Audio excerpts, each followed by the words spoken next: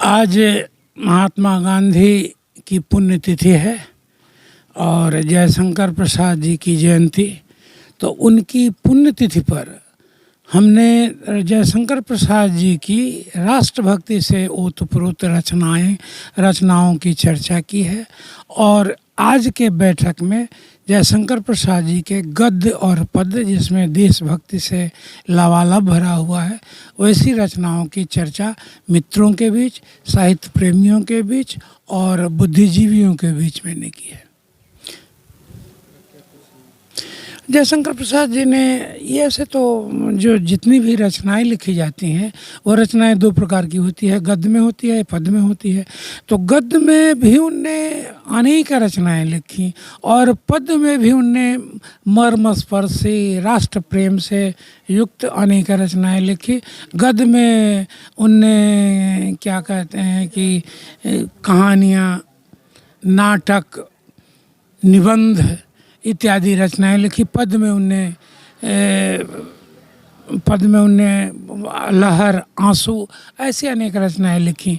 बीती विभावरी जागरी, अंबर पनघट में डूबो रही ताराघट उषा नागरी, ये लहर की रचना है। वहीं चंद्रगुप्त नाटक में उनने जागरण गीत के रूप में उनकी वो पात्र है अलका।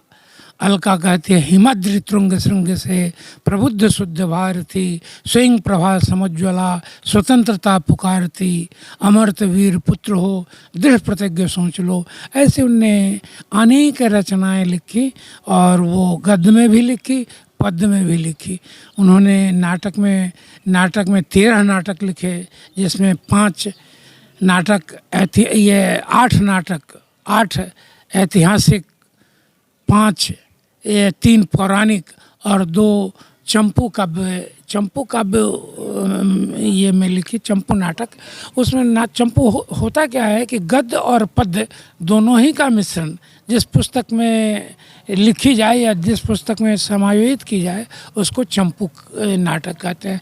तो उनने चंपू नाटक भी लिखे जो अधूरे रहे। ऐसे उनका घर बनारस था, मृत्यु भी वहीं हुई। इनके पिता का नाम देवी प्रसाद था। इनके परिवार की बहुत पहुंच थी, वहाँ वैश्य परिवार से आते थे, बहुत पहुंच थी। वहाँ काशी नरेश को के बाद अगर कोई किसी को हर हर महादेव करके संबोधन करता था तो वो ये इन्हीं के परिवार को करता था। इनके परिवार को लोग सुंघनी साहू कह के जानता था। सुंघनी साहू का मतलब कि इन्हें खैनी का बिजनेस कर रखा था, सुरती का, और उसमें एक विशेष प्रकार का सुगंध वो डालते थे, जिस सुगंध के डालने की वजह से उसमें एक विशिष्ट गंध होता था। इसीलिए इनके परिवार को लोग सुंघनी साहू के नाम से जानता था। इनने पहली शादी की, यक्ष्मा रोग से मर गए।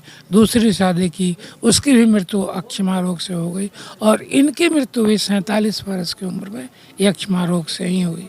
इनने सबसे महत्वपूर्ण रचना कामायनी की थी, जो 1936 में की। 37 में तो इनकी मृत्यु ही हो गई।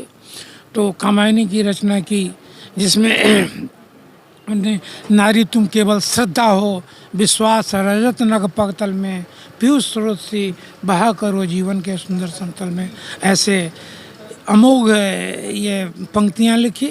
वो पूरी किताब 15 सर्गों में विभक्त है, जिसमें 3 महत्वपूर्ण सर्ग है, मनु, श्रद्धा और ईरा।